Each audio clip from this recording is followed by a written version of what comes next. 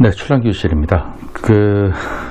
우리가 이제 저뿐만 아니라 다른 이제 유튜브를 하시는 분들이 유튜브를 하면서 좀 착각하는 게 있어요.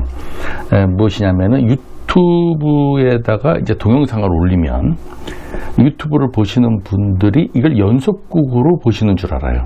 그러니까 1편서부터 차례대로 봐서 자기가 한 얘기들을 다 듣고 이해하는 줄 아는데, 사실상 이 보시는 분들은 단편극으로 봅니다. 그리고 또 그 알고리즘이 메인 페이지에 추천하는 그 동영상이 최신 동영상 순으로 추천하질 않아요. 1년 전 걸 막 추천하는 경우도 있고, 그래서 어떤 분은 1년 전에 올린 동영상을 보고 댓글을 지금 다시는 분들이 있어요. 그건 뭐냐면 그 메인 페이지에 그렇게 떠 있는 거예요, 그게. 그러다 보니까 댓글을 달면서 이제 질문을 해주시는 분들이 그 전에 했던 얘기들을 또 질문해 주시는 경우가 많아요. 그러면 대부분이 지난번에 얘기했는데요, 작년에 얘기했는데요, 처음부터 얘기했는데요 하는 경우가 많은데, 이제 그렇게 하더라도 계속 이제 이 한 편으로서 처음부터 끝까지 다 얘기한다고 생각해야 돼요. 지금 올리는 이 한 편으로. 그래서 반복해서 다시 얘기할 수밖에 없어요. 그래서 저도 이제 이번 회차에 반복해서 다시 하는 얘기입니다만은, 그렇게 질문이 왔기 때문에 이제 그러는 겁니다. 제가 이제 나는 습하게 하면은 무름병이 온다. 그래서 이제 좀 약간 건조하게 키우는 게 어떻겠느냐라고 하셨더니, 어떤 분이 한 200분 정도를 키우고 있는데 똑같은 조건이라는 거예요. 물을 주고 기부에 물이 고이고 뭐 그런데 꼭 1년에 한 분에서 한 2분 정도씩 무름병이 온다는 거죠. 그래서 제가 이제 그 기부에 물이 고이거나 뭐 습해서 온다고 하는 것은 그런 의미로 봤을 때 좀 설득력이 떨어지는 게 아니냐. 왜냐하면 그러려면 다 걸려야 되는데 왜 한두 분씩만 걸리느냐는 거죠. 그 나머지 한 98% 정도의 난들은 왜 안 걸리냐는 거예요. 그래서 거기에 대한 설명을 좀 잠깐 드리도록 하겠습니다. 환절기 때만 되면 감기에 걸린 사람이 있어요. 환절기 때만 되면. 근데 한 10년, 뭐 15년 이렇게 쭉 가도 감기 뭐 한 5년에 한 번 걸릴까 말까? 아주 유행성 독감 오면 한 번 걸리고 그러지, 뭐 그렇더라도 안 걸리고 지나가는 사람도 있죠. 환절기 때 감기 안 걸린 사람들이 많습니다. 그런 사람들은 체질적으로도 그렇고 일단 몸이 건강한 거예요. 건강하기 때문에 그 균이 몸에 들어왔다 하더라도 스스로가 싸워서 이겨내는 거죠. 이 식물도 똑같습니다. 식물도. 그래서 이 똑같은 조건이면 똑같이 물러서 똑같이 병에 걸려야 되는데 안 걸리는 것이 있고 또 걸리는 것인데 걸리는 것이 유독 약한 난들이에요. 체질적으로. 그리고 또 1년 내내 재배를 하면서 약하게 키웠거나 뭐 어떤 이유에서 먹을 걸 미량 요소가 어느 한 부분 좀 부족해서 비타민 결핍 현상이 왔다든가 미량 요소 결핍 현상이 왔다든가, 또는 뭐 여러 가지 온도 조건이나 뭐 이런 거에서 뿌리가 부실해져서 난초가 약간 좀 데미지를 입어서 비실비실하다든가 등등 여러 가지 이유. 또 그런 여러 가지 이유 중에 그런 경우도 있고, 또 하나는 건강하다 하더라도 물이 기부에 고였을 때 세균이 고인물에서 이렇게 같이 묻어서 증식을 하려고 하는데 마침 이파리에 상처가 있는 거야. 그래서 그걸 타고 들어가는 거죠. 그래서 물간 체간 정도로 그냥 쫙 퍼지는 경우. 자, 이런 등등 뭐 이루 말할 수 없는 정도의 예를 가지고 선택적으로 병이 오는 것입니다. 그렇다고 해서 그러면 뭐 모든 한두 개가 왔기 때문에 조심해야 되는 것이지 한두 개밖에 안 된다 그래서 조심하지 않아도 되느냐? 그건 아니죠. 코로나 바이러스도 한두 명이 왔으면 조심해서 사회적 격리 현상을 두고 관리해 나가야 되는 것인데 한두 명밖에 안 되니까 그냥 풀어놔주라. 2%밖에 안 되니까 그리고 더 번지는 거죠. 확률을 자꾸 높여가는 거죠. 그래서 제가 이제 요런 현상을 설명할 때 제가 옛날에 일본의 가나와 히데요시가 쓴 책의 연구 자료를 인용해서 얘기한 부분이 있어요. 거기에 보면 우리가 이제 주부들이 슈퍼에서 채소나 과일 같은 거 살 때 잘 모르시는 분들이 어디서 이상한 헛소문만 듣고 과일이 벌레 먹은 과일이 당도가 높다. 왜냐하면 벌레는 맛있는 것만 먹기 때문에 당도가 높다. 그래서 그리고 또 농약을 안 쳤기 때문에 벌레가 있는 거 아니냐. 만약에 여기다 살충제나 뭐 강력한 농약을 쳤어봐라. 벌레가 어떻게 그걸 먹느냐. 이렇게 해서 벌레 먹은 게 오히려 유기농이고 좋은 채소와 과일이다. 이렇게 말씀하시는 분이 있어서 그걸 카트에 딱 담는 분들이 많았었어요. 근데 이거는 정말 잘못된 상식이었죠. 가나와 히데요시의 자기네 기록 연구 자료에 보면 식물은 근본적으로 이 지구상의 환경에 적응하게끔 살아올 때, 진화되어 왔을 때 벌레나 균이나 등등 자기를 괴롭히는 모든 요소로부터 스스로 방어하게끔 만들어져 있습니다. 예, 사람도 그렇고요. 방어하게끔 만들어져 있어요. 그러니까 균이 왔다? 그럼 균을 이렇게 몸에서 싸워서 탁 이겨내는 힘이 있고요. 벌레가 딱 온다? 갉아먹으려고 한다? 그러면 강력한 어떤 자기 자신의 벌레가 싫어하는 강력한 페로몬이라든가 어떤 에너지 등을 발산을 해서 그 벌레를 쫓을 수 있는 힘이 있어요. 그건 여러분들이 안 믿으시겠지만 우리가 그 야산에, 산에 이렇게 있을 때 그 나무들 보십시오. 어디 벌레가 공격하고 균이 공격해서 전멸하는 경우가 있습니까? 없습니다. 근데 거기에 이렇게 적응해 왔는데 미처 생전 보지도 못했던 새로운 개체가 날라 들어왔을 때는 저항성을 잃어버리죠. 그것이 이제 외부로부터 균이 침입하는 거예요. 저항성이 없는 균이 침입하는 거죠. 신종균이에요. 신종균 또는 신종벌레 뭐 이런 것들은 제어할 수가 없죠. 그러나 그것도 일정한 시간이 가면은 어느 정도 다시 또 복원력이 생기는 거죠.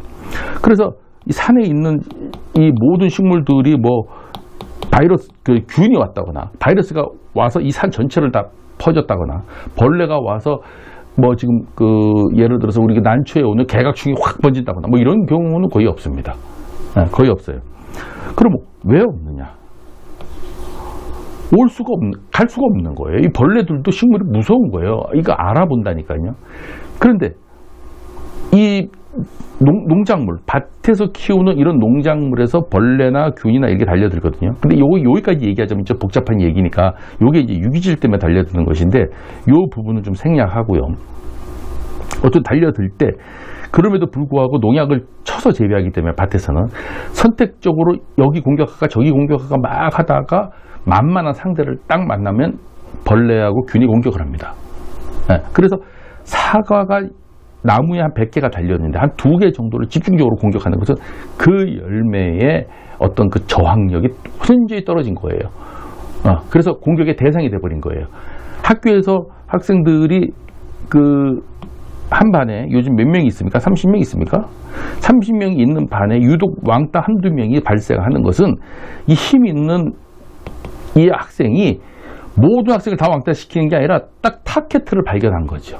왕따시킬 만한 또는 왕따시켜도 저항을 못할 만한 어떤 단점과 허점을 발견한 거예요. 이 벌레나 균도 마찬가지입니다. 그런 허점을 쭉 찾아다니다가 허점이 딱 발견되면 공격해요. 그렇기 때문에 이 벌레나 균이 공격한 이 사과, 과일은 당도도 떨어지고요. 또 건강하지 못한 이 개체이기 때문에 사람이 먹으면 건강하지 못한 개체를 먹는 거기 때문에 안 좋은 거예요. 이왕이면은 벌레나 균이 침입할 수 없도록 건강하게 자란 채소나 과일보다는 이 섭취는 안 좋다고 봐야 되는 거예요. 건강한 걸 먹어야 사람도 건강해지는 거니까. 그래서 이러한 원리를 봤을 때 지금 댓글 달아주신 분이 한 200분 정도를 키우는데 한두 분 정도밖에 균이 무름병이 안 오기 때문에 똑같은 조건인데 설득력이 떨어진다 그러는데 그 한두 분이 발생한 게 중요한 겁니다. 그게 별게 아닌 게 아니라 한두 분이 그 기부에 물이 고이는 것 때문에 발생했다면 다른 것도 가능성을 충분히 높이고 있다. 지금 어느 순간에 가서 난초가 이제 분해서 수명이 한 6년 정도로 평균 본다면 6년 정도가 지나서 이제 고사할 난 정도, 할머니죠. 할머니, 할아버지, 아주 늙은 그 난초가 힘이 없고 비리비리 했을 때 거기에 이제 침투하는 거죠. 저항성이 약하니까. 그 촉에 침투해서 번졌을 때 옆에 촉에도 감염을 시킬 수가 있다. 그래서 한두 분이 발생했으면 그게 적은 숫자이기 때문에 별게 아닌 게 아니라 발견하는 그 자체가 중요한 거기 때문에 내가 그 무름병을 발생시킬 수 있는 환경을 조성했구나 라고 인지하는 것이 좋습니다. 제가 그리고 또 하나 이분이 또 그 질문을 주신 것 중에서 출란교실이 이제 뭐 다른 데서 얘기하는 거하고는 좀 다른 얘기들을 많이 하니까 정보를 좀 많이 얻고 있다고 칭찬을 해 주셨는데 제가 보더라도 제가 이제 이 출란 유튜브 하기 전에 다른 데서 이제 몇몇 유튜브에서 출란 재배법 같은 거를 간혹적으로 이제 시리즈로 다루고 때 되면 알려주고 하시는 그런 동영상을 봤는데 나는 뭐 글쎄 제가 비난하려고 하는 얘기가 아니라 솔직한 제가 에라니의 심정 또 구독자의 심정으로 얘기해. 저 구독 눌렀거든요. 무슨 얘기하는지 모르겠어요. 무슨 얘기하는지를. 핵심을 얘기하지 않고 빙빙빙 돌리고요. 또 한 3분이면 얘기할 수 있는 거를 15분 동안 얘기하고 있으니까 얼마나 지루합니까? 저 같은 경우는 정말 제 자랑이 아니라 30분 얘기할 거 15분만 얘기하려니까 제가 벅차요. 어떤 때는. 자세하게 좀 더 얘기하고 싶은데. 그러니까 너무 많은 걸 얘기하려고 하는 거죠, 제가. 그러니까 뭐 이제 말이 막 삼천포로 빠지기도 하고 뭐 대본을 놓고 하는 게 아니기 때문에. 근데 그 핵심은 맨 뒤편에 한 1, 2분에 나오고요. 그 앞에 한 80%는 쓰잘데없는 얘기, 해나마나 하는 얘기. 날이 덥습니다. 이게 엘니뇨 현상 때문에 그렇습니다. 그래서 뭐 조심해야 됩니다. 뭐 이런 쓰잘데없는 얘기. 근데 그게 한두 번이면 되는데 매번 그냥 동영상마다 무슨 얘기 하는지는 모르겠어요. 저는 사실. 그래서 저도 재배법을 배우려고 해도 제 자신이 스스로가 도움이 안 돼요. 도움이. 예. 그 썸네일이나 그림과 썸네일에 써 있는 문구들이 도움이 될 것 같은데 해서 보면은 실망하고 나오고, 도움이 될 것 같은데 해서 들어가서 보면 실망하고 나오고, 특별한 결론도 없고 핵심적인 얘기도 없고, 그냥 동영상을 올리기 위한 수단으로서 뭐 얘기를 그냥 언급하는 정도. 그러나 이 출란교실은 뭐 제가 그런 것을 용납하지 않습니다. 여러분들에게 정확한 정보를 주려고 하는 것이고, 또 남들이 안 한 얘기, 금기시되는 얘기도 하려고 하는 것이고, 재배법도 여태까지 피상적으로 알고 있는 잘못된 재배법이 있으면 그냥 제가 욕을 먹는 한이 있더라도 얘기하는 거예요. 그래서 여러분들이 뭐 출란교실 뭐 저 사람 헛소리 하네 그러면 그냥 버리시면 되는 것이고, 어떤 사람이 그럼 출란교실 얘기대로 한번 해볼까 해서 도움이 되면 제 말뜻에 대해서 어떤 그 말에 대해서 신뢰감을 가지시고 제가 제가 키우는 방식대로 한번 해보시면 뭐 잘 된다면야 뭐 저는 그것으로서 상당히 만족하는 것이죠. 그래서 이 분이 또 하나 질문을 주시는 것에 보면은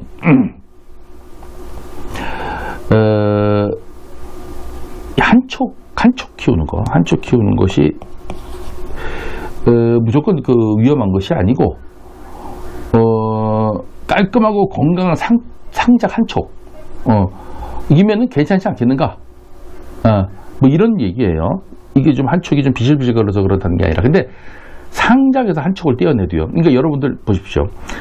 분에 이렇게 있는데 상작으로 한 5촉이 있어. 5촉이 있어. 그럼 이걸 한 촉씩 다 떼어내서 5분을 만든다고 칩시다. 이게 100% 다 살 것 같죠? 안 살아요, 여러분들. 상작이 중요한 게 아니에요. 이 군집 생활을 하는 것으로서 진화되어 있는 식물을 하나하나씩 떼어내면요, 식물도 외로워하고 밥도 안 먹고 금식하고요, 슬퍼하고 그리고 몸이 비실비실해서 상사병 걸려가지고 몸이 알아눕는 것처럼 알아눕다가 가요. 다 그런 거 아니에요. 다 그런 거 아닌데 한 분만 죽는다 하더라도 죽는 거예요. 그렇게 뛰어나도 괜찮다 하려면 5분이 다 살아야 돼요. 그리고 이 출란을 재배하는 거 이게 농사죠. 농사는 이건 다른 분들이 반론을 제기하실지 모르겠지만 저 개인적으로 사견입니다. 이거 뭐 어디 공식적인 얘기는 아닌데 사견으로 이거는 과학이 될 수 없어요. 과학이 될 수 없습니다. 식물은 기계가 아닙니다. 과학과 비과학, 과학과 인문학의 차이가 뭔지 아십니까? 여러 가지 차이가 있지만 대표적인 게 과학은 일반화를 시킬 수 있어요. 자, 이게 무슨 얘기냐면요. 철분을 주니까 식물이 어떻게 바뀌더라. 그러면 다른 식물들도 철분을 주면 다 그렇게 바뀌어야 돼요. 예. 아미노산을 줬더니 어떤 식물이 어떻게 되더라. 그럼 다른 식물도 아미노산을 주면 다 그렇게 바뀌어야 돼요. 미국에서 줬는데 한국에 와서 줘도 똑같은 현상이 일어나야 돼요. 같은 식물이. 미국에서 자라는 콩에다가 뭘 줬더니 뭐가 어떻게 됐대더라. 그러면 한국에서 콩을 키울 때 그걸 주면 그대로 돼야 돼요. 이거를 일반화 시킨다고 해요. 실험실에서 어디나가 해도 똑같이 결과물이 나와야 돼요. 근데 인문학은 그 결과물이 일정치가 않아요. 맨날 달라요. 이쪽 출란에다가 아미노산을 줬더니 효과가 좋아. 근데 이쪽 출란에다 아미노산을 주면 효과가 안 좋아요. 네. 그래서 그런 등등의 여러 가지 이유를 들어서 한 90%가 일반화를 시키고 나머지 10%, 뭐 10%까지 안 가면 1%가 일반화가 되지 않더라도 이건 과학이 될 수 없어요. 과학은 100%가 다 일반화가 돼야 돼요. 그래서 검증이 가능해야 돼요. 논문을 써놓으면. 근데 식물은 안 돼요. 1%가 검증이 안 되는, 일반화가 될 수 없는 요소들이 작동을 해요. 여러분들 많이 느끼셨을 거예요. 출란을 키우면서. 그런 것 때문에 출란은 일반화를 시킬 수 없기 때문에 과학으로 규정될 수 없다. 그래서 제가 평소에 늘상 입버릇처럼 얘기하는 게 인문학 쪽의 요소도 가지고 있다라는 거예요. 네. 그 일반화를 시킬 수 있는 98%, 99% 때문에 과학을 중요시하는 거예요. 1%가 일반화 시킬 수 없는 요소가 하나, 1%. 일반화 시킬 수 없는 요소가 하나 있더라면 이 1% 때문에 과학은 안 되는 거예요.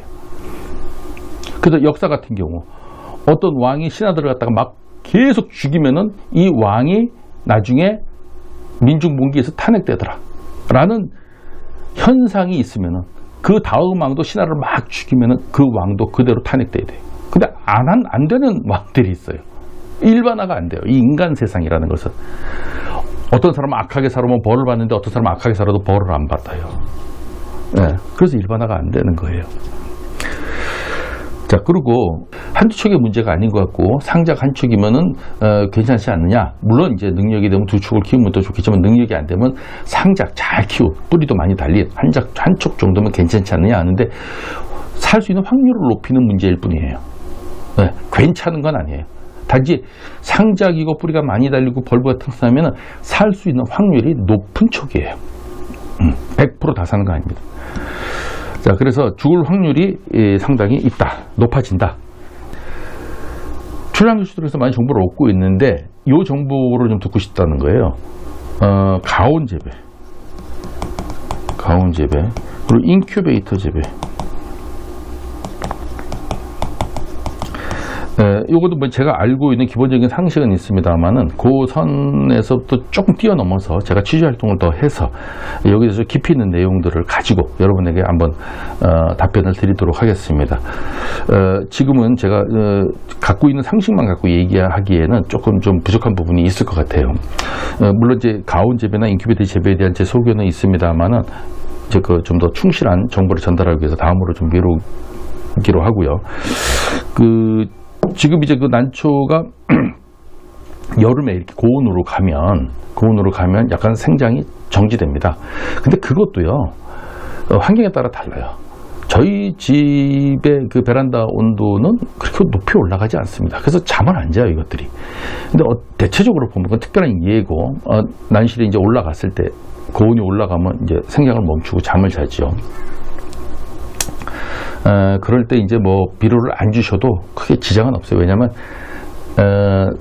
생장 활동이 진행되는 것이 아니기 때문에 안 줘도 나한테 크게 이렇게 뭐 생장하는데 문제가 발생하지는 않습니다. 그럴 때 이제 혹시 모르니까 살충제, 살균제 같은 거를 치면서, 그것도 물 주는 날 쳐야 됩니다. 물 주는 날 그런 걸 치면서 한 보름 정도, 이 더위가 곧 끝나거든요. 태풍 하나 오면 이 더위가 그냥 팍 사그러듭니다.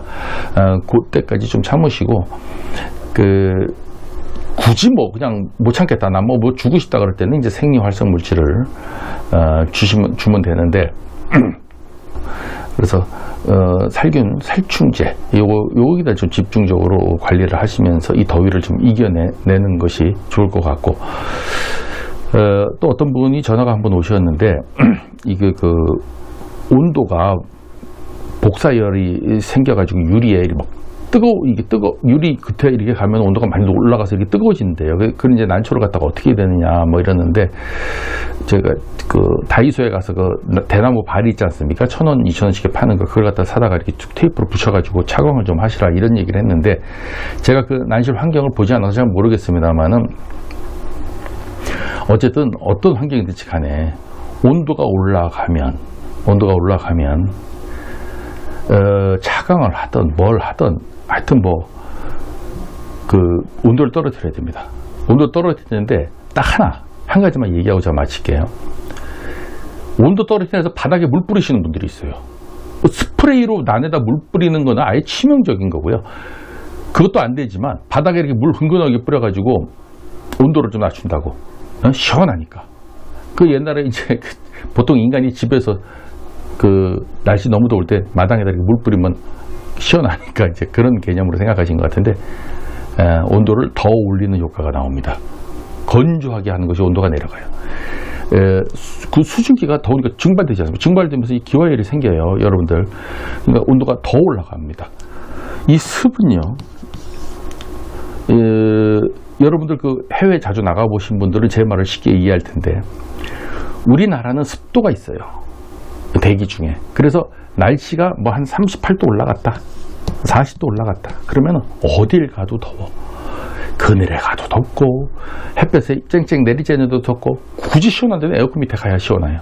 근데 인도 있지 않습니까? 인도처럼 퍽퍽한 사막, 그 습기가 없는 이런 나라들에 가보면요, 40 몇 도까지 올라가는데 나무 그늘에만 딱 들어가면 시원해. 정말이에요. 에어컨 밑에 있는 것처럼 시원합니다. 그거 왜 그래요? 습도가 없어서 그래요, 여러분들. 예. 그렇기 때문에 그 사람들이 살아가는 방식이에요. 점심때만 되면 다 자지 않습니까? 점심때 그늘에 다 들어가서 다 자요. 국가적으로 오침 시간이 있어요. 오침 시간. 학교도 잤더라. 제가 학교에 방문했는데 대학교도 점심 먹고 불 꺼놓고 다 잤어요. 대학교가. 의무적이에요. 무조건 자야 돼요. 교수도 자고 학생도 자야 됩니다. 책상에 엎드려서. 그게 이제 습의 문제가 그렇게 온다. 그래서 그런 거를 좀 참고를 하시면서 난관리를 하고, 이거 뭐 어려운 난관리는 한 이제 보름 정도밖에 안 남은 것 같습니다.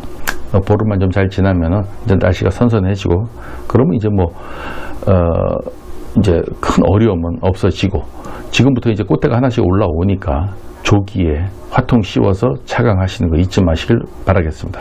오늘 여기서 마치겠습니다.